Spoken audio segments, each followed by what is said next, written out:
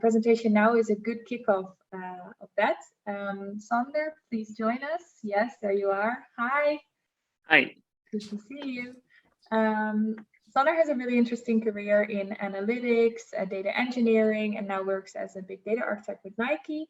He's a freelancer, and he will share some of his experiences as a big data architect with you guys today.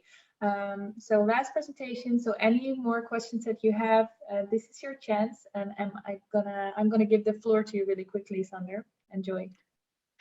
Thanks, Marcel, for the intro, and everyone for joining. I know I'm the last talk of the day, so I just keep it short and light. But I hope that you get some takeaways from my talk. I'll talk about what it's like to be working in data, specifically in tech, but in data specifically, depending on the organization you're in.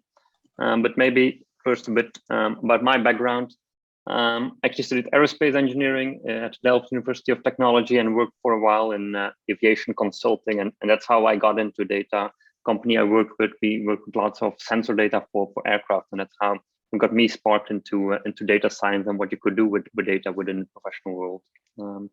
So went on working into business consulting, worked at EY, doing data analysis for large financial institutions, which was really interesting, but ultimately becoming freelance, working in data science and data engineering, and generally just helping organizations grow through data as a freelancer, which is cool because I get to see lots of organizations from large to small ones.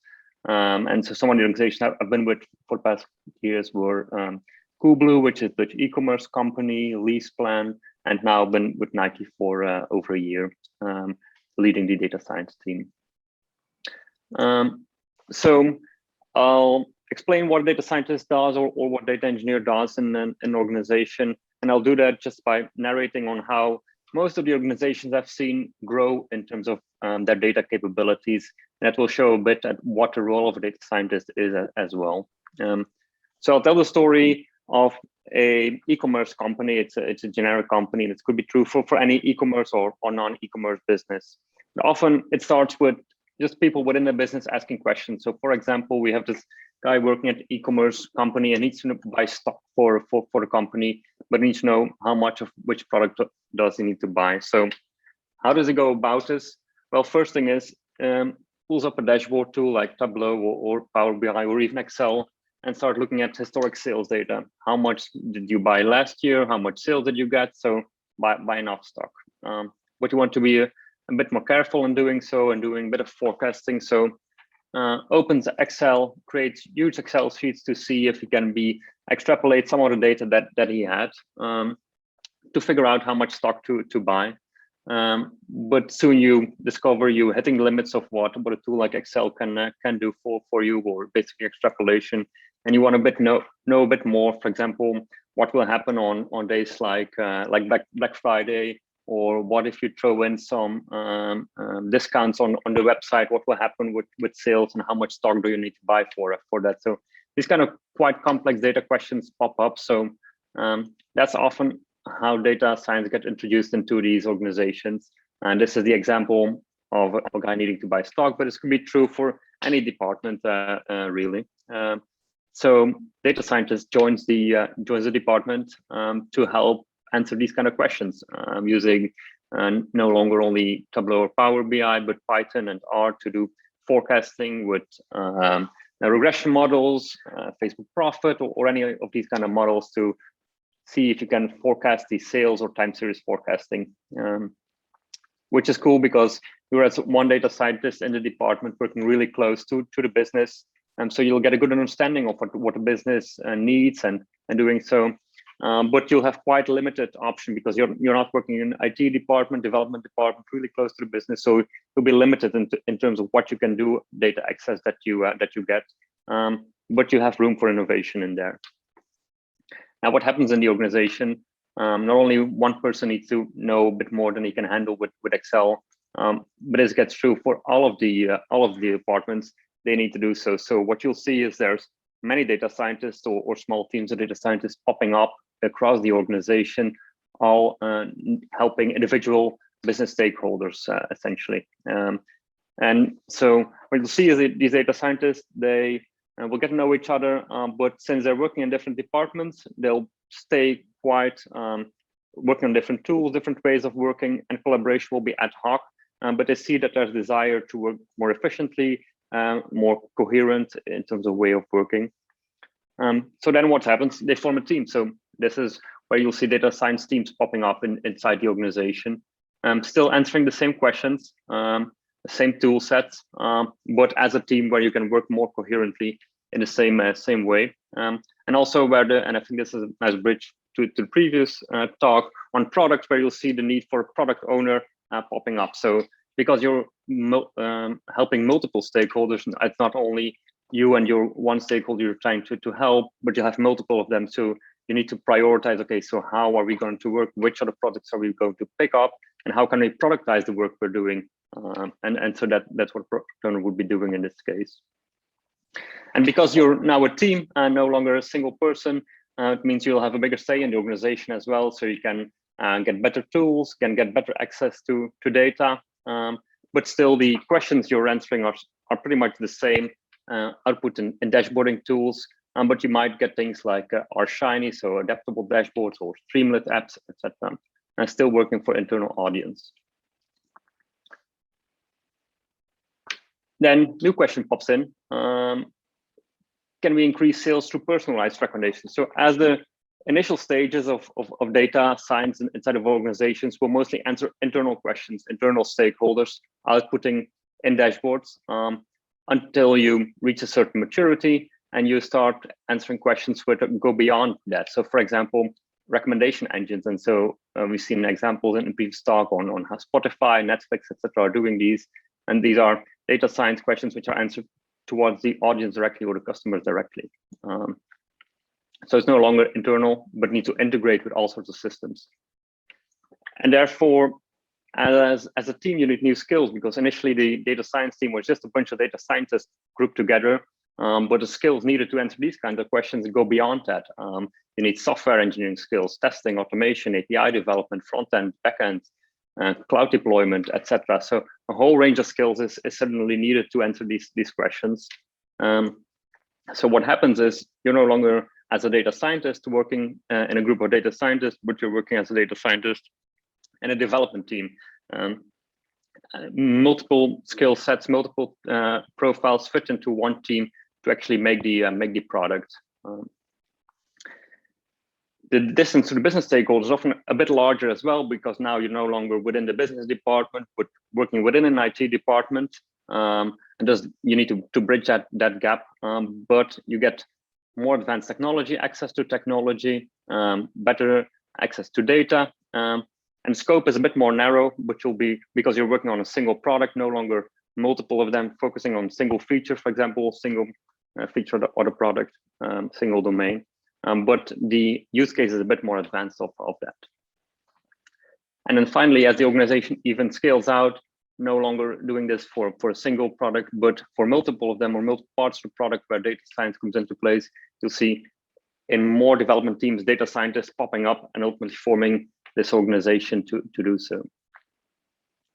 So what's my takeaway for this and for everyone in the call as you go about your career in tech is that if you're applying for a job or internship in this area, be aware of the organization that you're applying to. So the same role in any of the three cases, the organization will be asking for data scientists. You'll see job ads for data scientists, but it's the content of the job and the place where you'll be working on is very different. So be aware of this, be conscious of this as you go about applying to these positions. What is it that sparks your interest? Any of the places that are shown could have been interesting. For example, if you're just one person working with this one stakeholder, getting early on in the organization for data science, it means you'll have a great place to learn about the business, to learn about the domain that you're working in, a great room for innovation. So that's interesting. But if you're in the organization, the last one I showed, which is very much advanced, it will mean that you get more advanced technology access, for example, and working on more technology advanced project, innovation, etc., which could be interesting. So it really is depending on what do you look for in your job, what motivates you, what do you want to learn, and be aware of that as you go about, because they'll all be asking for a data scientist, basically. that's it for my presentation. Happy to answer any questions.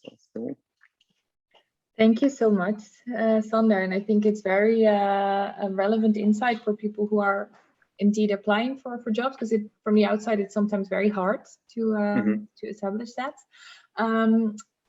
We did get a question from the audience, but it's about a different part of a career a little bit, because it's about the freelancing that Sure. I shortly mentioned that you did. Hope you don't mind. No, of course not. Yep. Okay, because Sabata is thinking about moving into freelancing. And the question is, do you have any advice of what kind of preparation you need when you want to go into freelancing, and things that you need to consider? Well, first, I think it's good to get some experience in the area you want to freelance in. So for a company to hire, they tend to hire, I think, a bit more senior people as a freelancer opposed to on the job, because they'll expect you to perform just as you start basically. Whereas if you hire someone for a longer term on a payroll, they'll invest in you a bit more. So that's something to consider. And then as you're freelancing, be aware that you'll need to be responsible for your own learning and take initiative to do so. So just be prepared for doing that, taking these initiatives. And before you go into freelancing, just specialize yourself in an area so that as you start out freelancing, that you're quite sure that you'll be hired in this area as well. And what do you yourself think is the biggest plus and the biggest downfall of freelancing in the tech field? The biggest plus definitely is for me to be able to see different organizations, different domains. It's really easy to switch these and to do multiple at the same time. For example, now I'm mainly working with Nike, but I have several side projects where I'm helping smaller organizations, which is really cool to be able to do it simultaneously, so you can learn about this. So that's what I like a lot. Biggest downside is I think the colleagues that you have. I think because of course everywhere I go to, you make friends and you meet colleagues, but you're never in part of a close group working together. So that's definitely the biggest minus for me. Yeah, you're always a bit of the outsider who's going to exactly again. But all in all, you would recommend it in this? Yeah, for me it's been a great experience working as a freelancer. Great. A last question, I think, from Peter is, what is it? Can you tell a little bit about what your current job entails? I'm not sure how much you can share of that. Sure. Yeah. So I currently work as engineering manager within Nike, responsible for machine learning engineers. Department that I work in is called Enterprise Data and Analytics. It's a big department. It's 250, 300 people doing all sorts of things, from reporting onto data science use cases, recommendation engines, etc. And so within the department, there's 25 data scientists, and basically they report to me. So I help them with all sorts of stuff, from architecture. There's architects as well, but also setting up the teams, making sure they can work together, helping them figure out which algorithms to use where, etc. So really day-to-day operational management for the data scientists. Great job, I think. I like it. Lots to do within Nike as well. So I think, yeah. That's good to know for everyone here. We are short. Oh, Peter's saying thanks. So thanks, and thank you for this presentation and for your time to answer some of the questions. I think we're going to wrap up day one of the Hack Your Tech career with these last beautiful insights. Thank you, Sander. Also thanks to all of you for being here from all over the world, and I hope that you will be here again tomorrow. We already put it in the chat that we'll have a program that dives a bit deeper into different technical fields, such as artificial intelligence, software engineering, full stack development tomorrow. So feel free to join. I would like to give a big thanks to all of our speakers who are here today and shared all of their wisdom. I hope it helps you in kickstarting your tech career. I'd also like to thank my amazing team, my co-host Lara, tech support and marketing Balsina, our moderator, and AIgents founder Robert, and EU's founder Alper. We'll have an interview tomorrow with the two founders of the organizations that are organizing this summit. So if you want to know more about that, either follow the links in the chat or join us tomorrow at 4 p.m. Central European Time. I'll be here again to see you then, and have a good night or a good day, everyone, wherever you are. And thank you for being here.